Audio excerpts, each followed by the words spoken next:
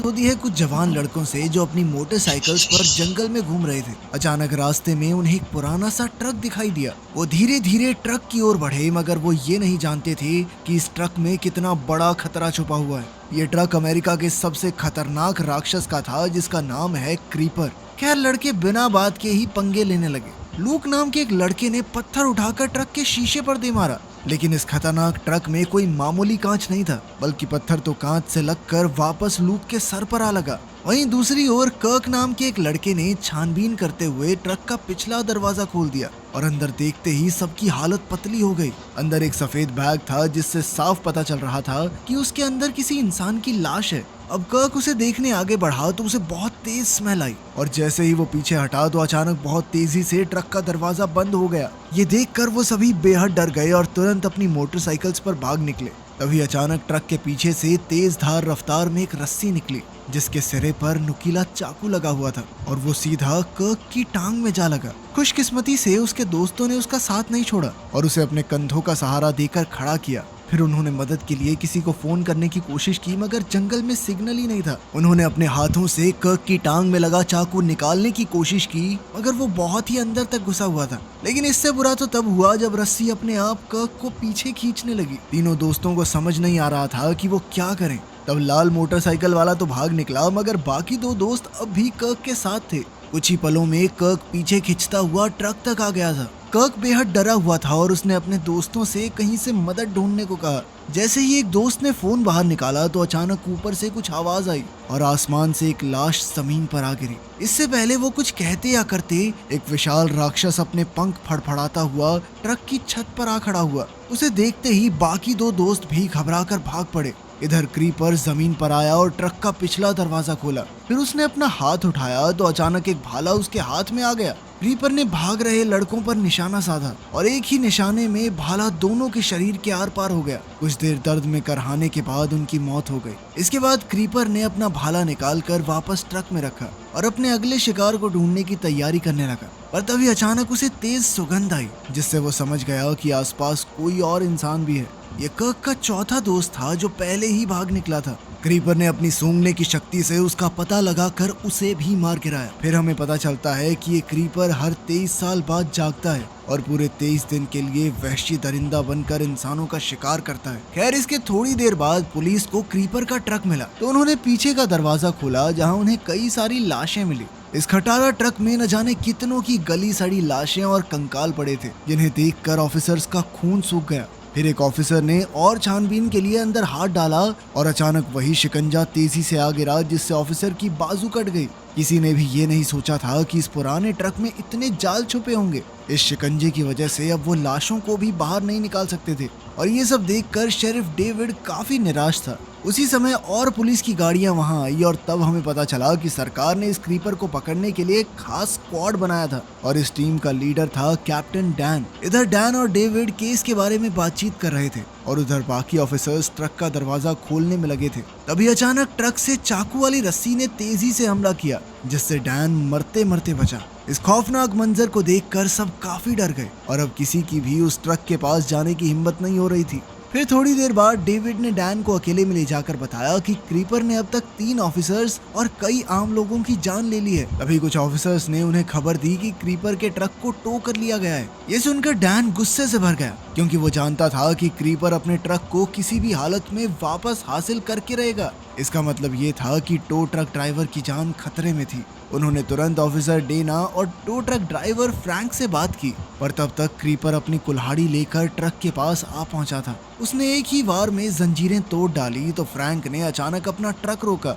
उन्होंने देखा कि क्रीपर का ट्रक छूटकर पीछे जा चुका था। डेना और फ्रैंक ने पास जाकर देखा तो क्रीपर ट्रक के ऊपर खड़ा उन्हें घूर रहा था। तब उन्हें पता चला कि ये ट्रक अपने आप बिना किसी ड्राइवर के चल सकता था। अब क्रीपर को अपना ट्रक मिल गया था, इसीलिए वो उन्हें बिना नुकसान पहुंचाए हंसते हुए वहां से चला गया। डेना और फ्रैंक को लगा कि उनकी जान बच गई, पर कुछ ही पलों में उन्होंने देखा कि क्रीपर का ट्रक वापस लौट आया था। इस वक्त फ्रैंक हद से ज्यादा डरा हुआ था और अब ट्रक थोड़ी दूर आकर रुक गया, मगर क्रीपर कहीं दिखाई नहीं दे रहा था। डेना और फ्रैंक ने आसपास नजर दौड़ाई तो अचानक क्रीपर हवा से फ्रैंक के ऊपर कूद पड़ा।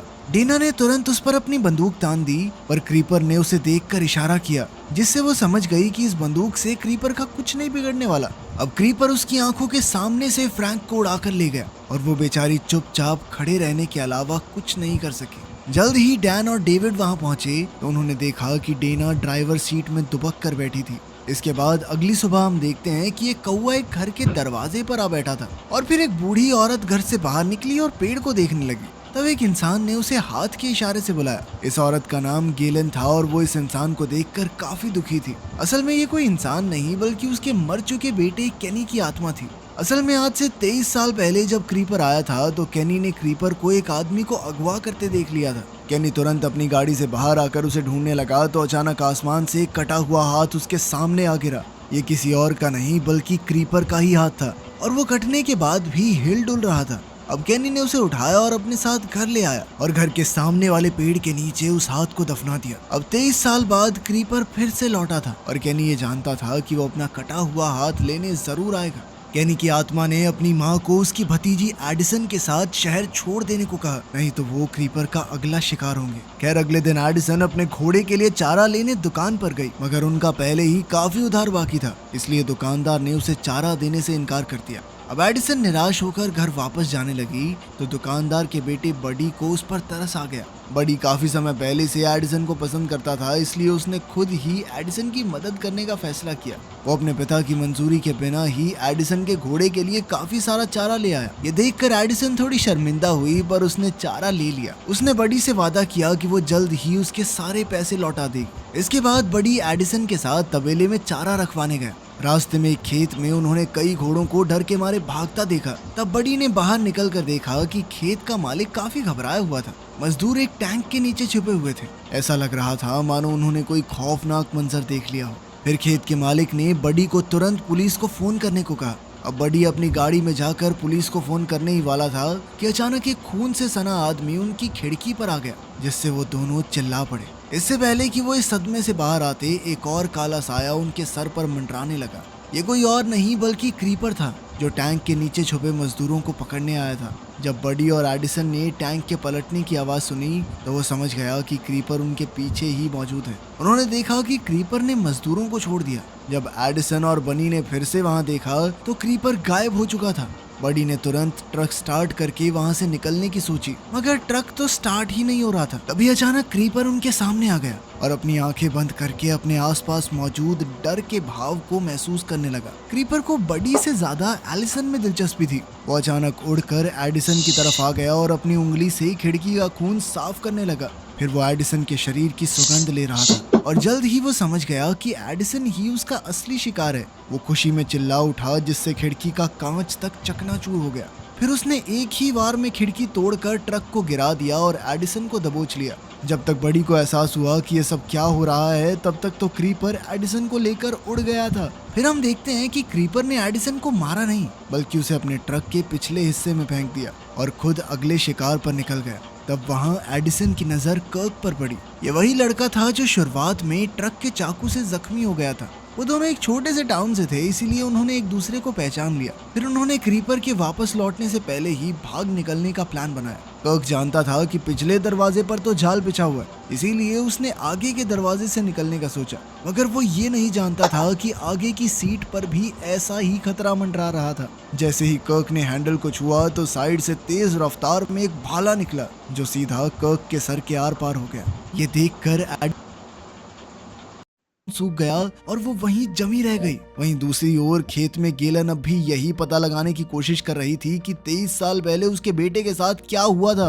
उसने केनी की आत्मा की एक ना सुनी और जमीन में गड़ा हुआ क्रीपर का हाथ बाहर निकाल लिया। उसने हाथ को टेबल पर रखा तो उसने देखा कि वो हाथ अब भी हिल रहा था। फिर गेलन ने घबराते हुए धीरे धीरे अपना हाथ उसकी ओर बढ़ाया। अचानक क्रीपर के हाथ ने गेलन का हाथ जकड़ लिया और उसे हवा में उड़ा दिया।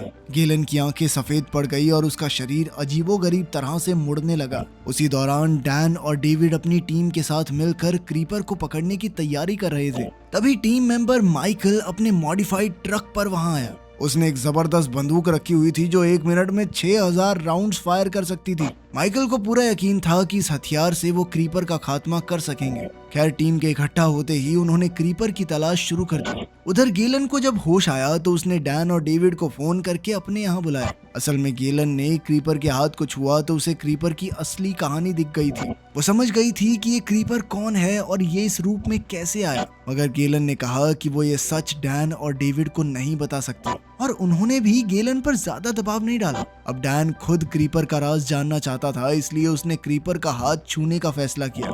डेविड ने उसे रोकने की बहुत कोशिश की मगर कोई फायदा नहीं हुआ। अचानक क्रीपर के हाथ ने उसका भी हाथ जकड़ लिया और डैन उसी पल बेहोश हो गया। उसकी टीम ने उसे तुरंत नीचे उतारा और जमीन पर गिरते ही उसकी आंखें सफेद हो गई और उसका शरीर भी अजीबोगरीब तरह से मुड़ने लगा। कुछ देर बाद जब डैन को होश आया तो वो एकदम हक्का बक्का था। जब डेविड ने उससे पूछा कि उसने क्या देखा तो डैन एकदम चुप रहा। उसी समय माइकल को हाईवे 9 पर एक पलटी हुई गाड़ी की खबर मिली तो वो समझ गया कि ये क्रीपर का ही काम होगा। ये सुनकर डैन ने क्रीपर का खात्मा करने के अपने प्लान को अंजाम देने का फैसला किया। इस बार माइकल आगे था और डैन और डेविड उसके पीछे क्रीपर को ढूंढने निकले। जल्द ही उन्हें हाईवे 9 पर क्रीपर का ट्रक दिखाई दिया। तब डेविड ने गुस्से में ट्रक के टायर पर गोली चला दी, लेकिन उसके तो टायर भी बुलेट प्रूफ थे और उनकी गोलियां टायर से टकराकर वापस उनकी ही गाड़ी पर लग गई। फिर डेविड ने ट्रक पर गोली चलाई पर वहाँ भी ऐसा ही हुआ। अब क्रीपर ने ट्रक में एक बॉम्ब उनकी ओर छोड़ा पर डैन ने ऐन वक्त पर गाड़ी मोड़कर खुद को बचा लिया, लेकिन इस बॉम्ब में तो ट्रैकिंग सिस्टम था और वो एक बार फिर उनकी ओर आने लगा। तब डेविड ने दिमाग लगाया और पहले ही बॉम्ब पर गोली चला दी जिससे वो रास्ते में ही फट गया। तभी माइकल दूसरी ओर से आया और वो अपनी खास बंदूक से क्रीपर का खात्मा करने को तैयार था।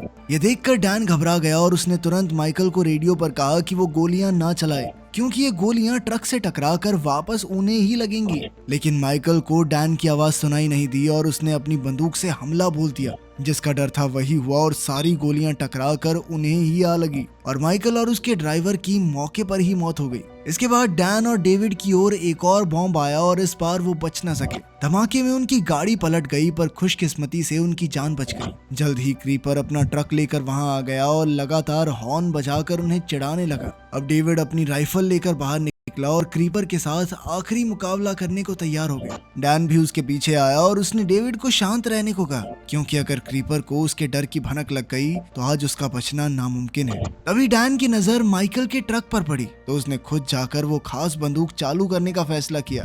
इधर क्रीपर अपनी कुल्हाड़ी लेकर धीरे धीरे डेविड की ओर बढ़ रहा था। डेविड ने गोली चलाई लेकिन क्रीपर ने अपनी कुल्हाड़ी से गोली रोक दी। अब डेविड ने खड़े होकर एक और गोली चलाई जिससे क्रीपर की टोपी उड़ गई। इससे क्रीपर गुस्से से भर गया। इधर डेविड तीसरी गोली चलाने ही वाला था कि तभी क्रीपर ने अपने डार्ट से उस पर हमला किया जो सीधा डेविड की राइफल की नोक में जा घुसी।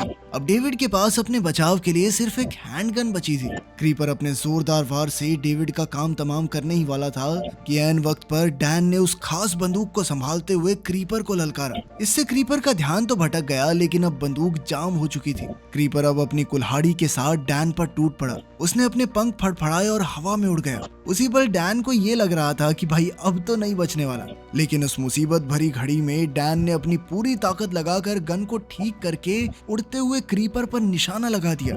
गोलियां बरसने लगी और डैन ने क्रीपर को छेदी सिंह बना दिया, लेकिन इतनी बड़ी गोलियों का भी उस पर कोई असर नहीं हुआ और क्रीपर मौका मिलते ही उस पर झपटा। दूर से डेविड ने देखा कि क्रीपर ने अपनी कुल्हाड़ी से डैन का सर काट डाला और अब डेविड के पास भागने के अलावा और कोई चारा नहीं था। जैसे जैसे रात ढलने लगी गेलन को पक्का यकीन था कि क्रीपर आने वाला है। वो अपनी शॉटगन उठाकर अंतिम लड़ाई के लिए तैयार थी। अचानक बाहर हेडलाइट्स दिखी।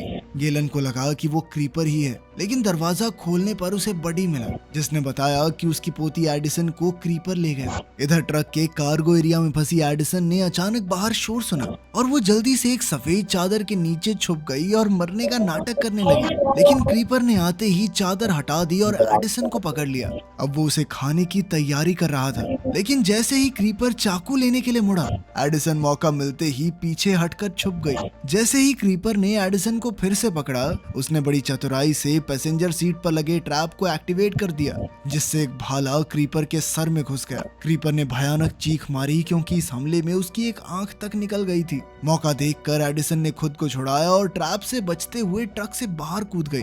वो जल्दी से उठी और पूरी रफ्तार से भागने लगी। क्रीपर ने उसका पीछा करने की बहुत कोशिश की लेकिन वो जमीन पर आ गिरा।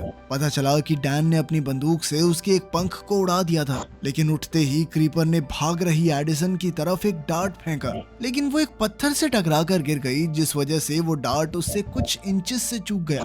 अब गुस्से से भरे क्रीपर ने रस्सी से जुड़ा हुआ वो चाकू उठाया। सिर्फ एक आंख होने की वजह से उसे निशाना लगाने में बहुत मुश्किल हो रही थी और शिकार अब दूर भागता जा रहा था।